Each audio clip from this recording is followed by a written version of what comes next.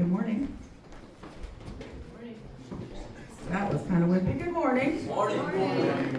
Thank you. So I'm wearing my Iowa State shirt because last night at Campfire we talked about how one of the recruitment campaigns several years ago was Adventure Awaits, trying to get people to come to Iowa State to choose their own adventure. And it is important to know that we are the ones who choose our adventure. And it is up to us to make the good choices. As you can see, I've got some of the adventures that I've been on throughout my life. Got the big blue bus up there. Several of you know have been on those adventures. We took the bus out to Washington State with up to 25 kids, just my parents as the adults, which as an adult, I think that is nuts. I would never do that. But as a kid, it was like the best thing ever. It was truly an adventure every year, wasn't it, Lori? You're back there nodding. Yeah, we broke down every year. It was great. And on those trips, we went to 50,000 silver dollar, Lincoln Silver Dollar in Montana. There's the mountains, and we camped out in the mountains for a week. No showers. It was also great. Jumping in the ice cold water, washing your hair, and your hair would freeze. We had Wall Drug, which, if you've been to Wall Drug, man, that's an amazing place. And then a couple other adventures I've been on. My family went to Washington, D.C. this past December, and that was quite the adventure. David almost got arrested. That was fun. He just happened to be running across the street and looked suspicious. And then right over here we've got the caves, Merrimack Caverns down in Missouri. That was the day before the world shut down. We were going to go to the Arch the next day, but we couldn't because it closed. So we just came back home. So all of you have been on adventures similar to this, I'm sure.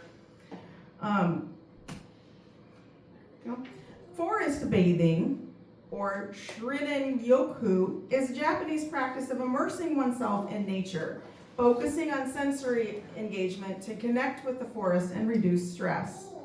It's about slowing down and being present in nature rather than a strenuous activity like hiking or running. The practice originated in Japan in the 1980s, where it was encouraged by the government to help people de-stress and reconnect with nature. How do you feel when you're surrounded by nature? And you can answer. Calm. Energetic. Good. Well, it depends on my allergies are. Okay, yeah. Yeah, I think calm and energetic, those are both good things to think about when you're out in nature. Does anybody think about God when you're out in nature? Who created nature? You can answer. This is meant to be a discussion, not just me up here lecturing at you. Obviously, we all know that God created nature. This is one of the pictures that I took out in Washington at camp. And I always enjoyed going to camp because it was so relaxing and fun and such a great experience. Francis Burnett would often comment on the fact that shades of blue and green are known to have a relaxing effect, perfect for creating a feeling of serenity. Consider the order of the colors in the spectrum. Roy G. Biv: red, orange, yellow, green, blue, indigo, and violet. We realize that green is right in the middle of the visible light spectrum. Our eyes don't have to work as hard to focus on the green light compared to other colors. And then blue is next. So do you think it was a mistake that God created the sky blue and the grass and trees green? No. It's very, very calming to see this. And this is a picture I took out in Washington as we went on a hike above Kashmir. So you can see Mount Kashmir in the background. And that was a very, very relaxing little hike. God created the world with His design. Being out in nature among God's creation is relaxing. We hope that you leave the camp out in a more relaxed and refreshed state of mind. All right, so throughout class, I've got several verses up there. The bold ones are the ones we're going to actually read because we don't have time to go through all of these.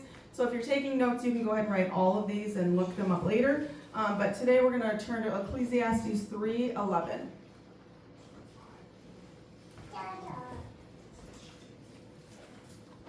And I'll go ahead and read this one.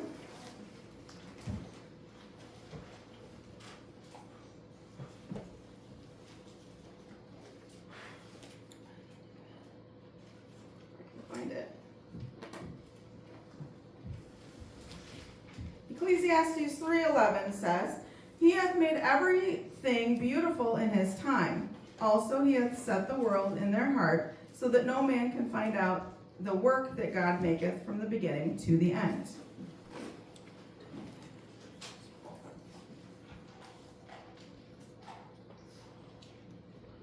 Did you know that the Earth's axial tilt, 23.5 degrees, creates the seasons and its orbit around the sun within a habitable zone, making life possible?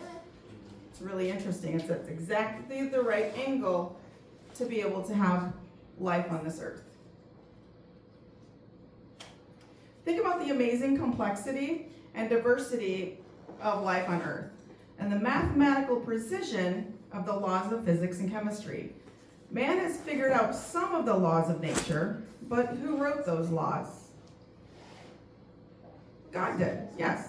And as we've done some of the other studies like Jericho and things like that, we go into the study of the laws of physics, how vibrations work, and how when the troops marched around the city, it was causing everything to vibrate, and it vibrated at the exact right frequency for all the walls to fall down at once. It's a really, really interesting study. All right, so on this one, we're going to read the verses in the Psalms. And we're going to read around. Aaron, if you're willing to read Psalm 8:1, I'd appreciate it. If any of you would not like to read when it's your turn, just say pass, and that's perfectly fine. Psalm 8:1.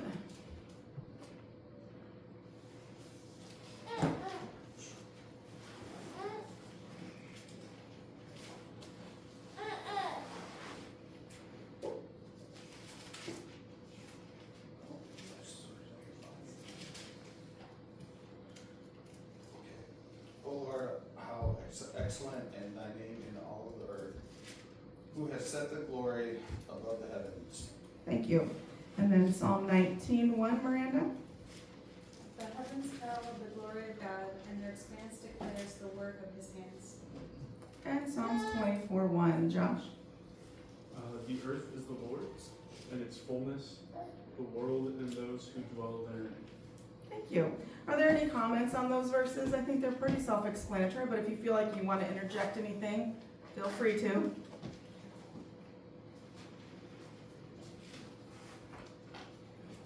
All right, moving on to the next slide.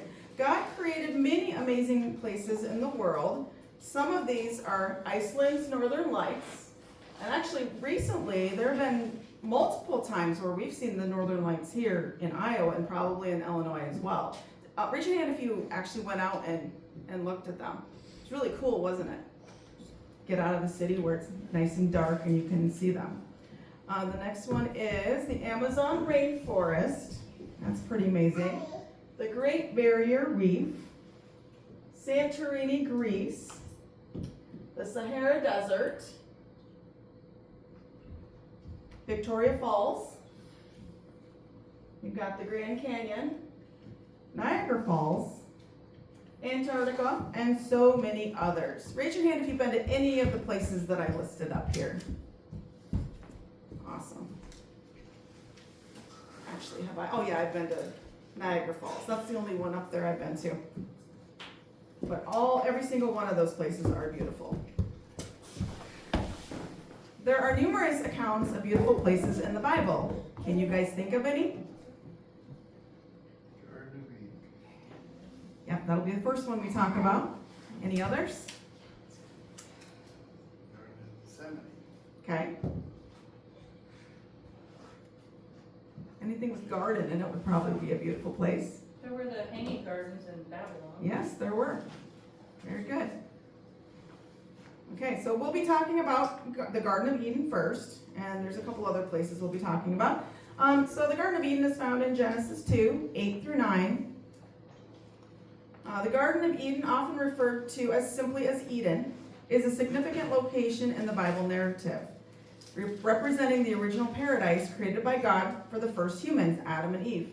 The account of the Garden of Eden is primarily found in the book of Genesis, chapters 2 and 3. Let's go ahead and read Genesis 2, 8 and 9 first. And I think Kenny is next. And the Lord God planted a garden eastward in Eden, and there he put the man whom he had formed. Out of the ground the Lord caused to grow every tree that is pleasing to the sight and good for food. The tree of life also in the midst of the garden, and the tree of the knowledge of good and evil. The garden is depicted as a lush and fertile environment with a river flowing out of Eden to water the garden, which then divides into 4 headwaters: Pishon, Gihon, Tigris, and Euphrates. Let's read Genesis 2, 10 through 14 now. Now a river flowed out of Eden to water the garden, and from there divided and became 4 rivers. The name of the first is Pishon. It flows around the whole land of Havilah, where there is gold.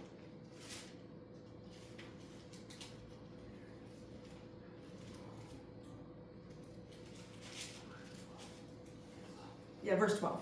The gold of the land is good. The bdellium and the onyx are there.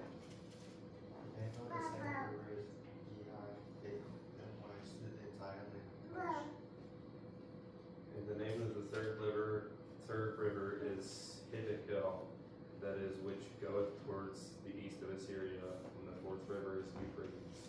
Thank you. This description suggests a location of great natural beauty and resourcefulness.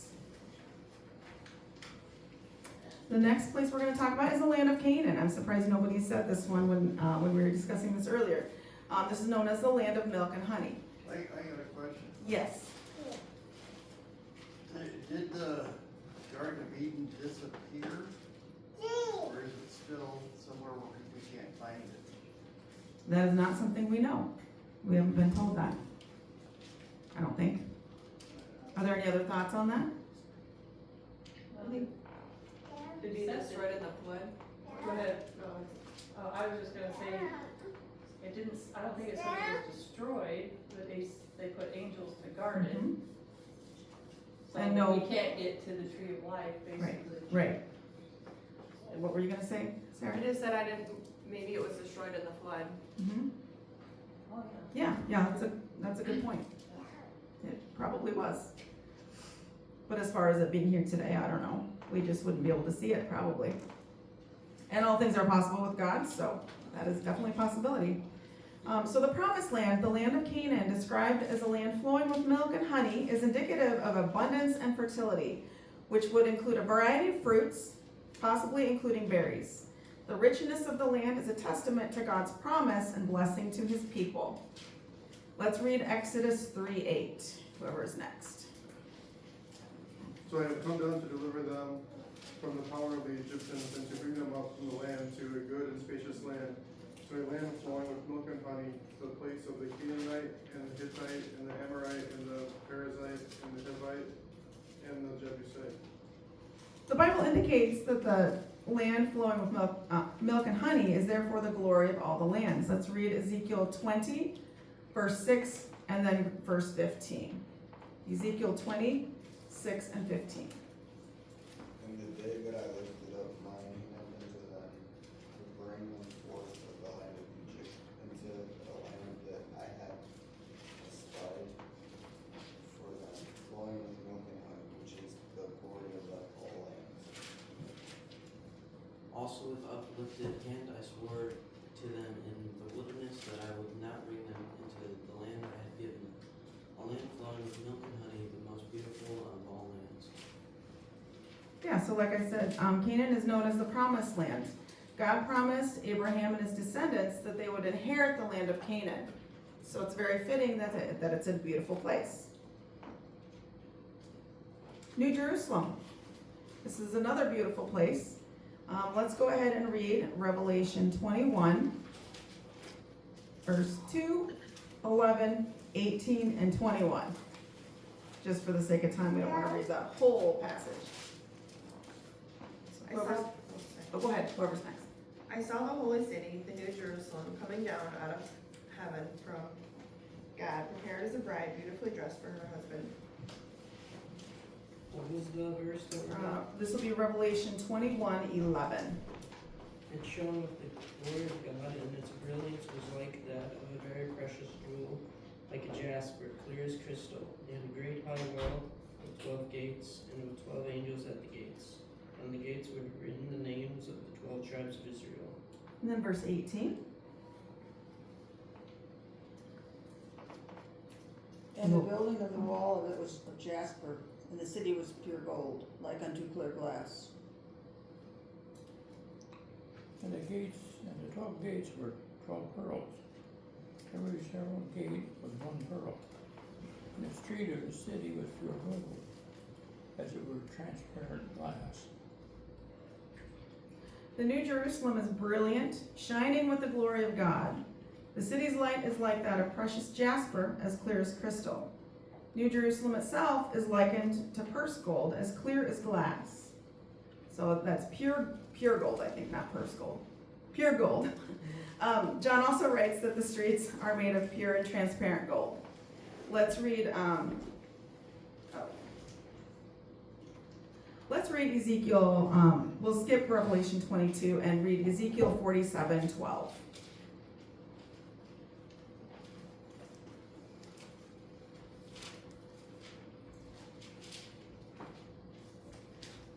And we're back over here to Aaron.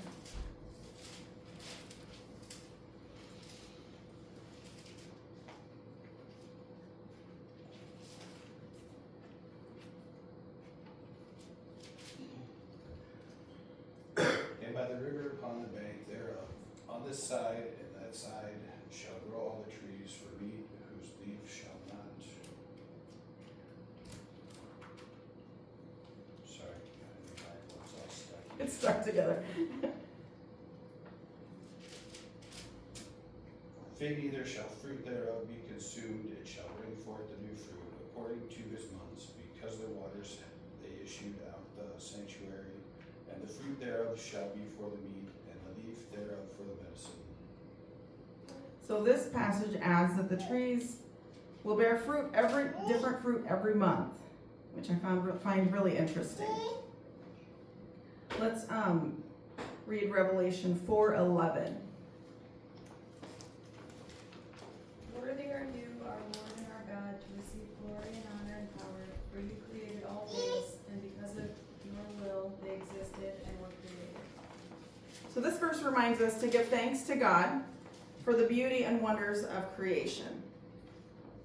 From the beginning to the end of the Bible, we are reminded of God's amazing creation. It is natural for us to go experience these wonders through our adventures. Are there any comments about this? About New Jerusalem? Where's New Jerusalem today? Can you say that out loud?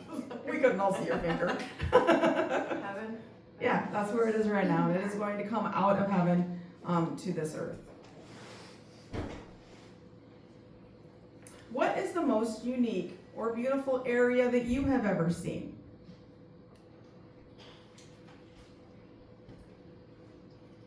I'm kind of partial to the Black Hills in South Dakota. That is a beautiful area. Especially after you drive through South Dakota, it's Mhm. nothing. Mhm. And then you get to the hills and it's just gorgeous and much cooler. Mhm. And I remember driving through the Needles Highway on the Yes. bus Yeah. by accident. So it's amazing that we made it by through. accident until recently. Yeah, that was a wrong turn. But we made it, yeah. barely. Yeah. Yeah, Black Hills are definitely beautiful. I know many of you have been there. What's another place you've been that's beautiful? Clingman's Dove, no, Say that again. Clingman's Dove, And where's that? Tennessee. Oh, okay. It's like right on the border of North Carolina and Tennessee. Okay. Can you explain what that looks like? That's a place I've never heard of. It's Tennessee, as part of North Carolina from it. When it's clear, it looks pretty cool. Nice. Very cool. Ruby Falls. Ruby Falls, yes, and that's in Chattanooga. If you ever go to Chattanooga, I would definitely go visit Ruby Falls. You go through a cave and then you come out into this cavern with the highest known waterfall in a cave in the United States. And it's really cool, so definitely recommend that. Any other unique or beautiful places? Redwoods are really cool. That's somewhere I wanna go. That's on my bucket list, that's the next question. It's gotta be amazing to stand next to those and just Yeah, see how big they are. it's crazy. I know you guys have also been to the Grand Canyon. That's a place. One of the kids commented on that last night. They didn't share it out loud, but. Yeah. I know, Mom, you've been to the Grand Canyon also. Who else has been to the Grand Canyon in here? It's a place I'd like to go to. As long as I don't break my leg like Josh did. That was an adventure. Watch your step. Yes, Yeah. definitely. What destination is on your bucket list and why?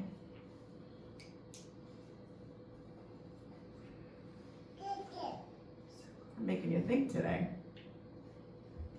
I always wanted to go to Australia. Oh, me too. Aside from all the snakes and spiders. Oh, yeah. Yeah. Yeah, that would be a really cool place to Yeah, go. But there's so many poisonous snakes. That's what I was just saying, snakes and spiders.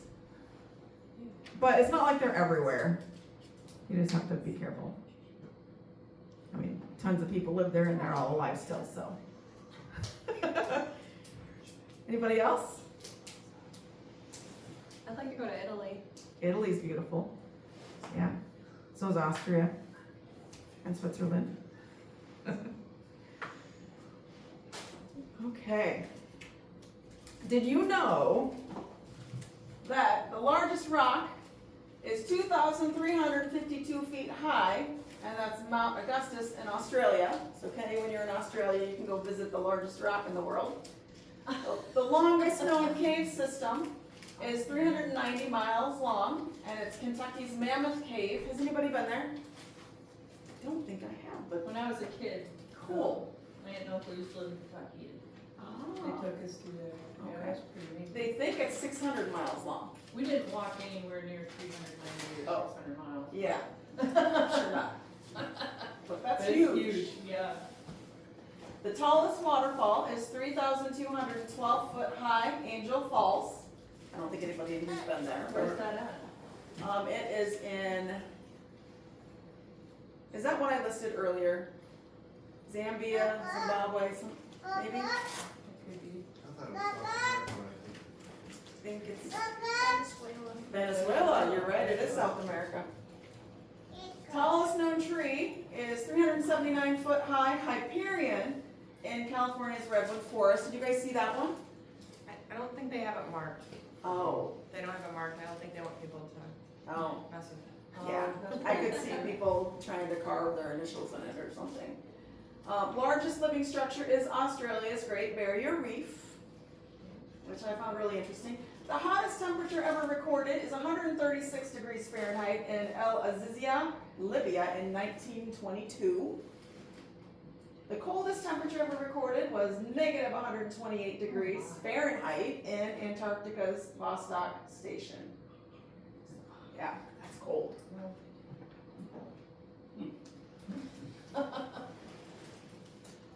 Romans 1:20 says, "For since the creation of the world, God's invisible qualities, his eternal power and divine nature have been clearly seen, being understood from what has been made, so that people are without excuse. It's obvious in viewing his creation that God is real. Take an adventure and take it all in." Have any of you heard the poem Footprints in the Sand? That's a pretty common one. Lowell has a nice big clock that has the whole poem on it. I'm not going to read the whole thing, but I'll read the first part. You know what? I will read the whole thing. It won't take very long. One night a man had a dream. I'll read it from here. No, I can't. It's too small. One night, a man had a dream. He dreamed he was walking along the beach with the Lord. Across the sky flashed scenes from his life. For each scene, he noticed two sets of footprints in the sand, one belonging to him and the other to the Lord. When the last scene of his life flashed before him, he looked back at the footprints in the sand. He noticed that many times along the path of his life, there was only one set of footprints. He also noticed that it happened at the very lowest and saddest times in his life. This really bothered him, and he questioned the Lord about it. Lord, you said that once I decided to follow you, you'd walk with me all the way. But I've noticed that during the most troublesome times in my life, there is only one set of footprints. I don't understand why, when I needed you the most, you would leave me. The Lord replied, my son, my precious child, I love you and I would never leave you. During your times of trial and suffering, when you see only one set of footprints, it was then that I carried you. And it's important to remember that. It's hard to remember that, though, when you're in your lowest points. God will carry you through. Think of a time when you thought you were alone, but later realized God was holding you. And you don't have to share that unless you really want to, if you can think of that time.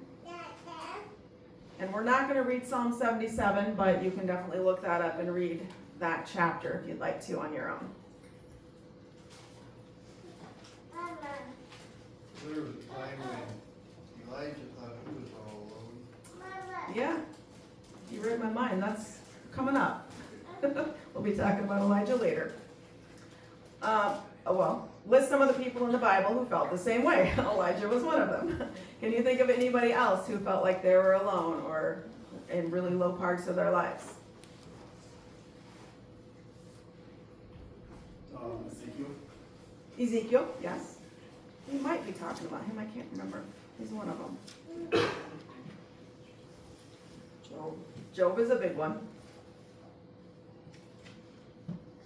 Anybody else?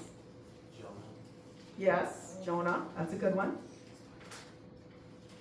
Do you think Jesus ever felt the same way? I was gonna ask you that. I think He knew God was there, but I wonder if anybody else. Right. I'm sure he felt alone because he was alone. Besides having God with him.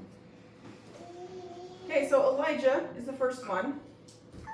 We're not going to read the entire 1 Kings 19 because we're already 10 minutes behind schedule. So I'll just paraphrase. After a powerful display of God's power and victory over the prophets of Baal, Elijah fled into the wilderness to escape the wrath of Queen Jezebel, who had threatened to kill him. He journeyed to Mount Horeb, also known as Mount Sinai, the mountain where God had given Moses the 10 Commandments. There he found a cave to spend the night. Can you imagine sleeping in a cave? I can't either. Who's done it? You slept in a cave? Okay.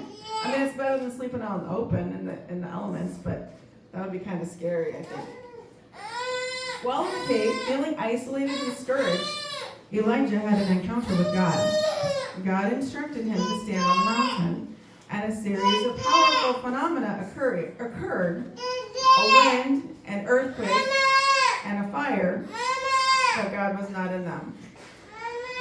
Finally, God spoke to Elijah in a gentle whisper, giving him renewed purpose and demonstrating that he had not abandoned him, just kind of like the footprints in the sand poem.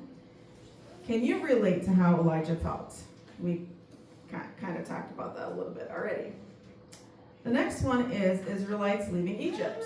God was with the Israelites, wasn't he? Really picture this scene as we read this passage. Let's read Exodus 14, 21 through 31. And use your imagination and really try to picture this.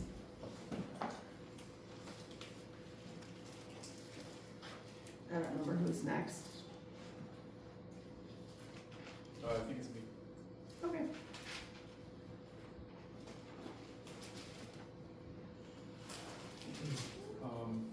Then Moses stretched out his hand over the sea, and the Lord caused the sea to go back by a strong east wind all that night, and made the sea into dry land, and the waters were divided.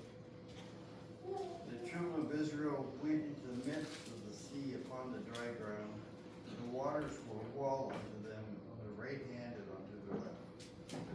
Then the Egyptians took up the pursuit, and all Pharaoh's horses, his chariots and his horsemen, went in after them into the midst of the sea. During the last watch of the night, the Lord looked down from the pillar of fire and cloud at the Egyptian army and threw it into confusion. He caused their chariot wheels to swerve, and he made them drive with difficulty. So the Egyptians said, "Let us flee from Israel, for the Lord is fighting for them against the Egyptians." Then the Lord said to Moses, "Stretch out your hand over the sea so that the waters may come back over the Egyptians, over their chariots and their horsemen."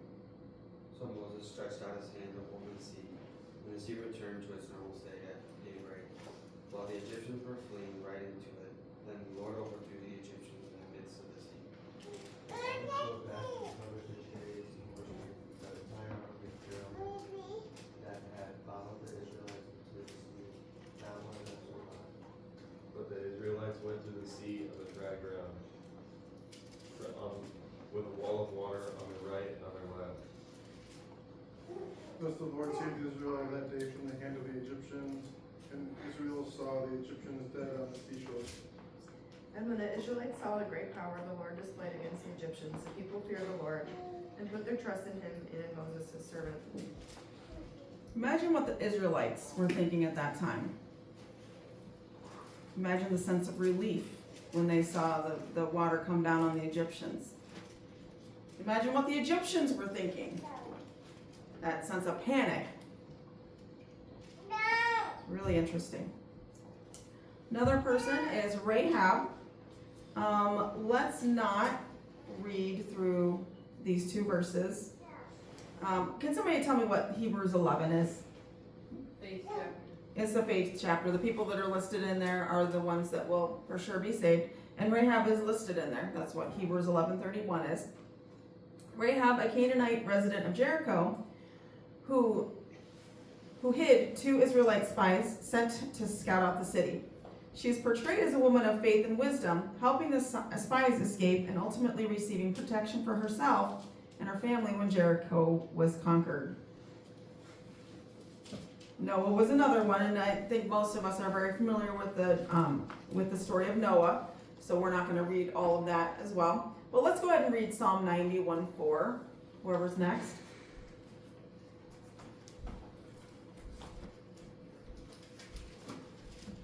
Sorry, what was that? Psalm 91:4.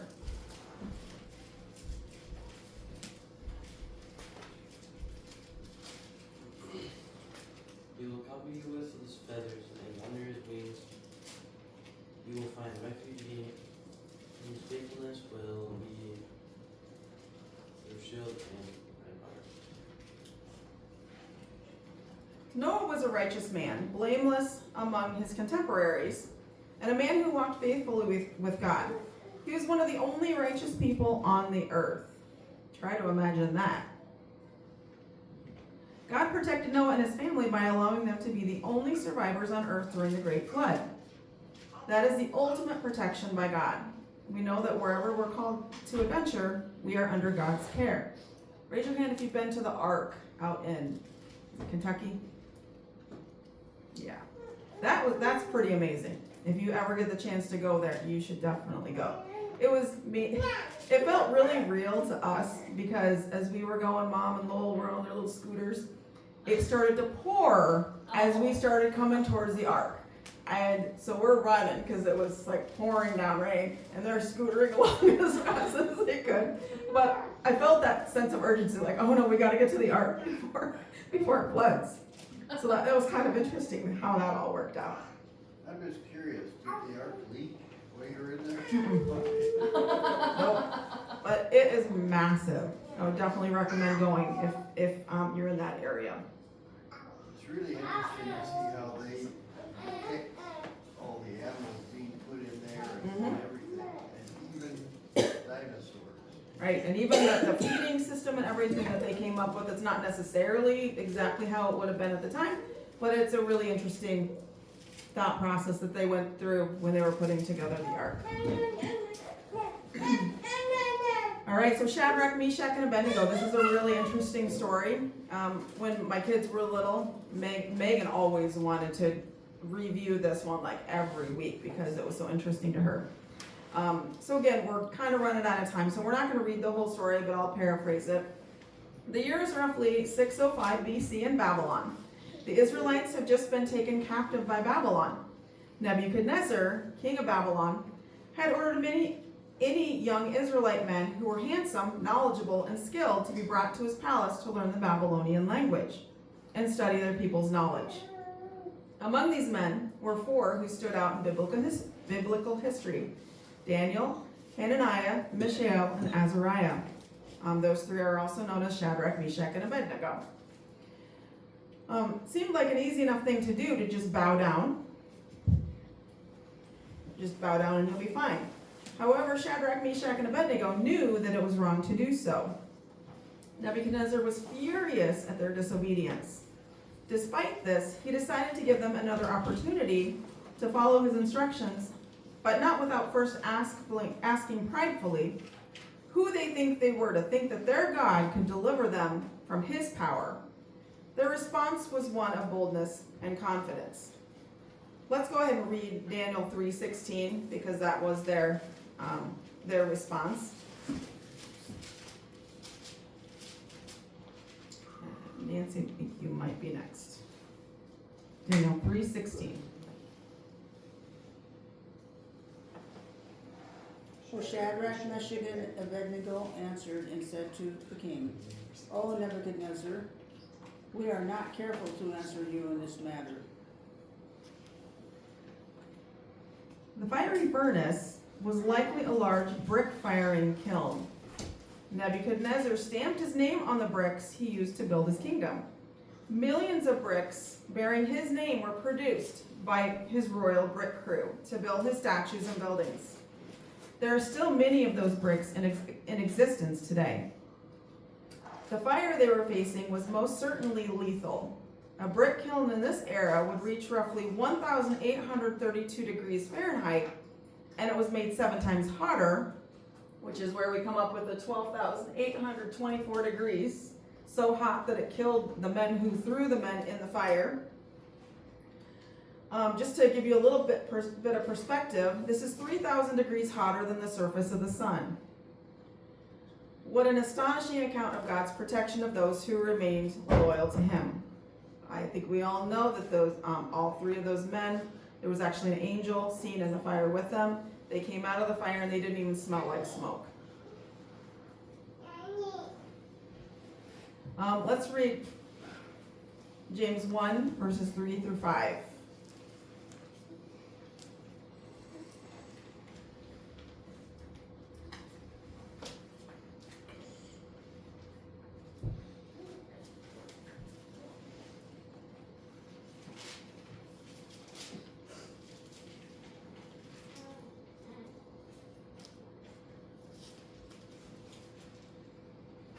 Knowing this, that the trying of your faith worketh patience.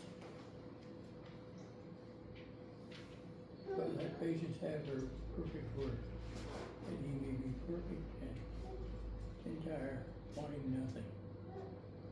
If any of you lack wisdom, let him ask of God, that giveth to all men liberally, and upbraideth not, and it shall be given him.